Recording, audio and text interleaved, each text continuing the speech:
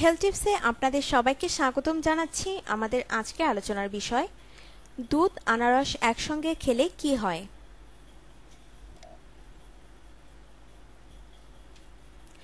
সাধারণত মানুষের মধ্যে একটা ধারণা রয়েছে যে আনারস এবং দুধ একসঙ্গে খাওয়া উচিত নয়, খেলে তা নাকি বিষ হয়ে যায়। বিশেষ করে মায়েরা তাদের সন্তানকে কখনোই দুধ এবং আনারস একসঙ্গে খেতে দেন না। তবে মজার ব্যাপার হলো এসব ধারণার কোনো বৈজ্ঞানিক ভিত্তি নেই। বেশিরভাগ ক্ষেত্রে দেখা যায় অনেক বাড়িতে ও হোটেলে বিভিন্ন ফল দিয়ে যেসব ডেজার্ট তৈরি হয় তাতে মৌসুমী ফল হিসেবে আনারস থাকে। একই সঙ্গে রাখা হয় দুধে তৈরি নানা উপাদেয় খাবার।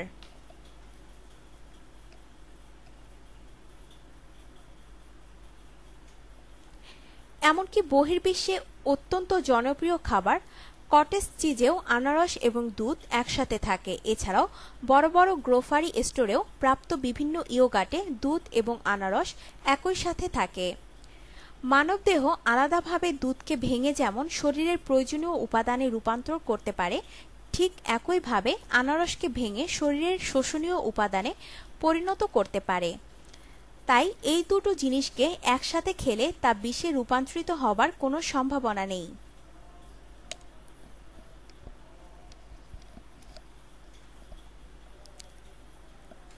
দুগ্ধজাত খাবার এবং আনারস একসঙ্গে আহারে যেমন অসুবিধা হয় না, তেমনি দুধ ও আনারস একসঙ্গে খেলেও সমস্যা হয় না।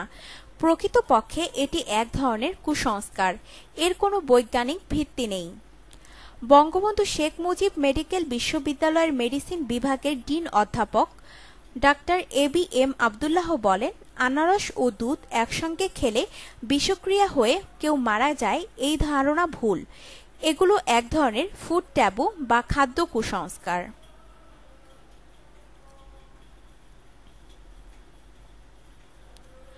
অধ্যাপক আবদুল্লাহ বিষয়টি ব্যাখ্যা করে বলেন, আনারস একটি অ্যাসিডিক এবং টক জাতীয় ফল। দুধের মধ্যে যে কোনো টক জাতীয় জিনিস দিলে দুধ ছানা হয়ে যেতে পারে বা ফেটে যেতে পারে। এটা কমলা ও দুধের বেলায় বা লেবু ও দুধের বেলাতেও ঘটে। ফেটে যাওয়া দুধ খেলে খুব বেশি হলে বদহজম, পেট ফাঁপা, পেট খারাপ এ ধরনের সমস্যা হতে পারে। তবে বিষক্রিয়ায় কোনো আশঙ্কা নেই। যাদের গ্যাস্ট্রিকের সমস্যা রয়েছে খালি পেটে আনারস খেলে তাদের এই সমস্যা বেড়ে যেতে পারে।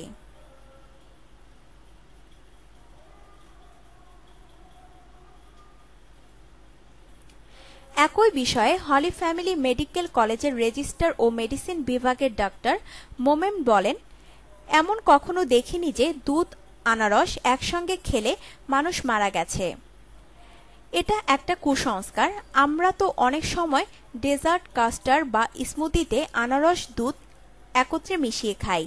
এগুলো খেলে তো কোনো সমস্যা হয় না।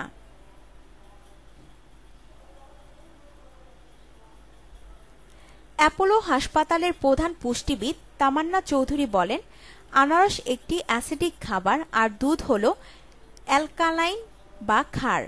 দুধ যদি পাস্তরিক না হয় তবে কাঁচা দুধ ও আনারসের সমন্বয়ে শরীরে বিক্রিয়া হতে পারে। দুধের সঙ্গে আনারসের সঠিক সমন্বয় না হলে শারীরিক সমস্যা হওয়ার সম্ভাবনা আছে। এক্ষেত্রে অন্যান্য খাবারের বেলাতেও একই বিষয় হতে পারে।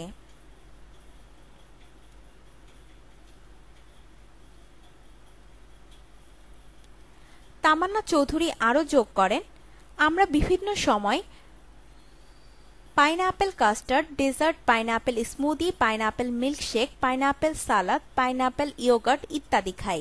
এতে সমস্যা হয় না, কারণ এগুলোর মধ্যে খাদ্যের সঠিক সমন্বয় থাকে এবং নিয়মমাফিক বা সঠিক নিয়মে বানানো হয়। আর হয়তো এক গ্লাস দুধ খেলেন, পাশাপাশি আনারস খেয়ে নিলেন, তাহলে সঠিক খাদ্যের সমন্বয় হয় না।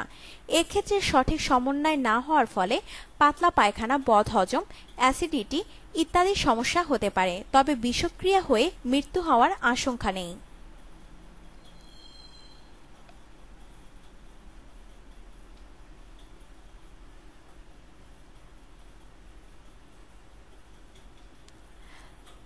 তবে ডাক্তার এ.বি.এম. আব্দুল্লাহ সতর্ক করে দিয়ে বলেন, আনারস আর দুধ বিরতি দিয়ে খাওয়াই ভালো। 2 থেকে 3 ঘন্টা বিরতি দিয়ে খাওয়া যেতে পারে, নয়তো অনেক সময় পেটে গিয়ে হজমের সমস্যা হতে পারে। তবে যদি সঠিক নিয়মে খাবার বানানো হয় এবং সঠিক খাদ্যের সমন্বয় থাকে তাহলে কোনো সমস্যা হবে না। দুধ ফুটিয়ে নিলে বা প্রসেস করে নিলে টক্সিটিক বিষয়টি আর থাকে না, তখন খাওয়াও যেতে পারে। তাই আনারস দুধ সঠিক নিয়মে এবং সঠিক খাদ্যের সমন্বয়ে খাওয়া যেতে পারে।